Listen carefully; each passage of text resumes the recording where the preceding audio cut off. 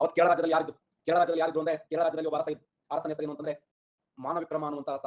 ಮಾನವಿಕ್ರಮ ಮಾನವಿಕ್ರಮ ಅನ್ನುವಂತ ಅರಸ. ಈ ಮಾನವಿಕ್ರಮ ಅನ್ನುವಂತ ಅರಸ ಯಾವ ಮನೆತನ ಅಂದ್ರೆ ಜಾಮೋರಿನ್ ಮನೆತನ. ಜಾಮೋರಿನ್ ಮನೆತನ. ಜಾಮೋರಿನ್ ಮನೆತನದ ಮಾನವಿಕ್ರಮ ಅನ್ನುವಂತ ವ್ಯಕ್ತಿ ಏನ್ ಮಾಡ್ಕೊಂಡ ಅಂದ್ರೆ ವಾಸ್ಕೋ ಡ ಗಾಮನನ್ನ ಭಾರತ ದೇಶಕ್ಕೆ ಸ್ವಾಗತ ಕೋರಿದ. ಸ್ವಾಗತ ಕೋರಿ ಸತತ 6 ತಿಂಗಳ ಕಾಲ ನಮ್ಮ ದೇಶದಲ್ಲಿ ಇದ್ದಾತ. 6 ತಿಂಗಳ ಕಾಲ ಭಾರತ ದೇಶದಲ್ಲಿ ವಾಸ ಮಾಡಿ 6 ತಿಂಗಳ ವಾಸ ಮಾಡಿ ತಾನು 10 ತಿಂಗಳು ಇದೆಯಲ್ಲ, ಈ 10 ತಿಂಗಳ ಪ್ರಯಾಣದ ವೆಚ್ಚ ಅಂದ್ರೆ 10 ತಿಂಗಳ ಕಾಲ ಏನು ಪ್ರಯಾಣ ಮಾಡಿದ್ನಲ್ಲ, ಆ ಪ್ರಯಾಣದ ವೆಚ್ಚದ 60 ಪಟ್ಟು ಲಾಭವನ್ನು ಪಡೆದುಕೊಂಡು ಭಾರತ ದೇಶವನ್ನು ಬಿಟ್ಟು ಹೋಗ್ತಾನೆ. ಭಾರತ ಒಂದು ಸಂಪತ್ಭರಿತವಾದ ರಾಷ್ಟ್ರ ಅಂತ ಕರೀತಾನೆ. ಭಾರತ ಒಂದು ಪುಣ್ಯ ನಾಡು ಅಂತ ಕರೀತಾನೆ. ಭಾರತ ಸಂಪತ್ಭರಿತವಾದ ನಾಡು, ಅತ್ಯಂತ ತಂಪಾದ ನಾಡು, ನಿತ್ಯ ಹರಿದ್ವರ್ಣ ಕಾಡುಗಳಿಂದ ಕೂಡಿದಂತ ಪುಣ್ಯ ಭೂಮಿ. ನೀವು ಕೇರಳ ರಾಜ್ಯದ ವಯನಾಡಿಗೆ ಹೋದ್ರೆ ಗಾಬರಿ ಆಗ್ತದೆ. ಆದ್ರೆ ಇವತ್ತು ಪ್ರೆಸೆಂಟ್ ಸ್ಮಶಾನ ಭೂಮಿಯಾಗಿದೆ. ಸಾವಿರಾರು ಜನ ಸತ್ರು. ಇನ್ನೂ 15 ರಿಂದ 20 ವರ್ಷ ಬೇಕು ಆ ವಯನಾಡು ಇಂಪ್ರೂವ್ಮೆಂಟ್ ಆಗಬೇಕಾದ್ರೆ. ನನ್ನ ಪ್ರಕಾರ ವಯನಾಡು ಹೆಂಗಿದೆ ಅಂದ್ರೆ ಕೇರಳ ರಾಜ್ಯದಲ್ಲಿ ದೇವರ ನಾಡು ಅನ್ಸ್ಕೊಳ್ತೀವಲ್ಲ, ಭೂಮಿ ಮೇಲೆ ಸ್ವರ್ಗ ಇದ್ದಂಗಿತ್ತು.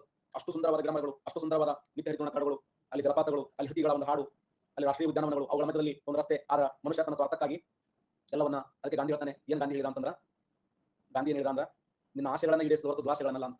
ನಿಸರ್ಗ ನಿನ್ನ ಆಶೆಗಳನ್ನ ಈಡೇರಿಸುತ್ತದೆ ಹೊರತು ದುರಾಶೆಗಳನ್ನಲ್ಲ. ಪಶ್ಚಿಮ ಘಟ್ಟಗಳ ನಾಶ ಮಾಡ್ಕೊಂಡು ಹೊಂಟಿವಿ. ಒಂದು ವೇಳೆ ಪಶ್ಚಿಮ ಘಟ್ಟ ನಾಶ ಆದ್ರೆ ಕೇರಳ ರಾಜ್ಯದಲ್ಲಿ ಹೆಂಗ್ ಜಲಪ್ರಳಯ ಆಯ್ತಲ್ಲ ಹಂಗಾಗ್ತದೆ. ಹೌದಲ್ಲ? ಯಾವ ಗಾಂಧಿ ಜಯಂತಿ ಶುಭಾಶಯಗಳನ್ನು ನೋಡಿ. 10 ತಿಂಗಳ ಕಾಲ ಪ್ರಯಾಣವನ್ನು ಮಾಡಿ ವಾಪಸ್ ಹೋಗುವಂತ ಸಮಯದಲ್ಲಿ ಆ ಕೇರಳ ರಾಜ್ಯದ ಕಲ್ಲಿಕೋಟೆಯ ಕಪ್ಪಾಡ ಎಂಬ ಸ್ಥಳದಲ್ಲಿ ಅಮೃತ ಶಿಲೆಯಲ್ಲಿ ಒಂದು ಶಾಸನವನ್ನು ಕೆತ್ತನೆ ಮಾಡ್ತಾನೆ. ಕಪ್ಪಾಡ ಎಂಬ ಸ್ಥಳದಲ್ಲಿ, ಕೇರಳ ರಾಜ್ಯದ ಕಪ್ಪಾಡ ಎಂಬ ಸ್ಥಳದಲ್ಲಿ ಅಮೃತ ಶಿಲೆಯಲ್ಲಿ ಶಾಸನವನ್ನು ಕೆತ್ತನೆ ಮಾಡಿ ತನ್ನ ದೇಶಕ್ಕೆ ಹೋಗುವಂತ ಸಮಯದಲ್ಲಿ ಆತ ಹೇಳ್ತಾನೆ, ಭಾರತ ಸಂಪತ್ಭರಿತವಾದ ನಾಡು. ತನ್ನ ದೇಶಕ್ಕೆ ಹೋದ, ವಾಪಸ್ ನಿಧಾನವಾಗಿ ತನ್ನ ದೇಶಕ್ಕೆ ಹೋಗ್ತಾನೆ. ತನ್ನ ದೇಶಕ್ಕೆ ಹೋಗಿ ತನ್ನಂತ ಮಸಾಲೆ ಪದಾರ್ಥಗಳನ್ನ ಅಲ್ಲಿ ಜನರಿಗೆ ಹಂಚ್ತಾನೆ. ಅಲ್ಲಿ ಊಟ ಮಾಡಿದ ಜನರಂದ್ರು ಇಲ್ಲ, ಈತ ರಿಯಲ್ ಭಾರತವನ್ನು ಕಂಡಿದ್ದಾನೆ. ಭಾರತ ದೇಶವನ್ನು ರಿಯಲ್ ಆಗಿ ವಿಸ್ತಾರ ಮಾಡಿದಂತ ವ್ಯಕ್ತಿನೇ ಈತ. ನಿಜವಾಗ್ಲೂ ಭಾರತ ದೇಶವನ್ನು ಕಂಡಿದ್ದಾನೆ. ನಿಜವಾಗ್ಲೂ ಭಾರತ ದೇಶವನ್ನು ವಿಸ್ತಾರ ಮಾಡುವಲ್ಲಿ ಯಶಸ್ವಿಯಾಗಿದ್ದಾನೆ ಅಲ್ಲ.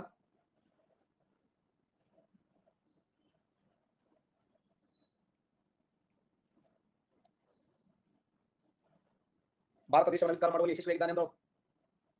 ಆದ್ರೆ ಇಲ್ಲಿ ಕ್ರಿಸ್ಟೋಫರ್ ಕೊಲಂಬಸ್ನ ಶಿಷ್ಯರಿದ್ದಲ್ಲ, ಅವ್ರು ಜಗಳ ತೆಗೆದ್ಬಿಟ್ರು. ಕ್ರಿಸ್ಟೋಫರ್ ಕೊಲಂಬಸ್ನ ಶಿಷ್ಯರು ಏನಂದ್ರೆ ಶ್ರೀಶೈಲ್ ಬೆಳಗಲಿ ಅಬ್ದುಲ್ಲಾ ಸರ್ ಅಂತ. ಅಬ್ದುಲ್ ಕರೆಕ್ಟ್ ಅದು. ಮಜಿದ್ ಅಬ್ದುಲ್ಲಾ ಹೆಸರು, ಪೂರ್ಣ ಹೆಸರು ಮಜಿದ್ ಅಬ್ದುಲ್ಲಾ. ಮೀನುಗಾರನ ಹೆಸರು ಮಜಿದ್ ಅಬ್ದುಲ್ಲಾ ಅಂತ ಮೀನುಗಾರ.